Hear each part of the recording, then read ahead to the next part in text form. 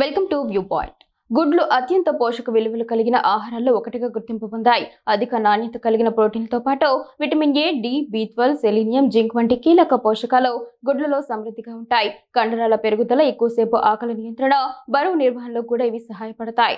అయితే ఎంత మంచి ఆహారమైనా మితిమీరితే సమస్యలు తలెత్తే అవకాశం ఉంటుందని పోషకాహార నిపుణులు హెచ్చరిస్తున్నారు. గుడ్లలో ప్రోటీన్ ఎక్కువగా ఉండడంతో వాటిని అధికంగా తీసుకుంటే జీర్ణ వ్యవస్థపై అదనపు ఒత్తిడి పడుతోంది. ముఖ్యంగా ఆహారంలో పండ్లు, కూరగాయలు, తృణధాన్యాల ద్వారా లభించే ఫైబర్ తక్కువగా ఉంటే కడుపు ఉబ్బరం, గ్యాస్, ఎసిడిటీ, భోజనం చేసిన తర్వాత బరువుగా అనిపించడం వంటి సమస్యలు ఎదురయ్యే అవకాశం ఉంటుంది. ఎలర్జీ ఉన్నవారిలో కొంతమందిలో గుడ్లకు స్వల్ప ఎలర్జీ లేదా సున్నితత్వం ఉంటుంది. అలాంటి సందర్భాల్లో వికారం, కడుపు నొప్పి లేదా జీర్ణ సంబంధిత అసౌకర్యాలు కనిపిస్తాయి. గుడ్లు తిన్న ప్రతిసారి ఇలాంటి లక్షణాలు కనిపిస్తే వైద్యుల సలహా తీసుకోవడం మంచిదే.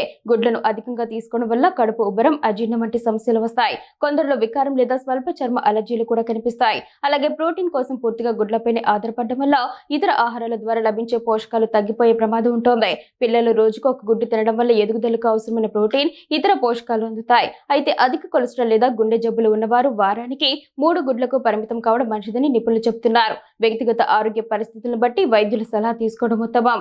గుడ్లను వండే విధానం కూడా చాలా ముఖ్యం. ఎక్కువ వెన్న, క్రీమ్ లేదా చీజ్ ఉపయోగించి వండితే అవి జీర్ణం కావడానికి కాస్త కష్టమవుతోంది.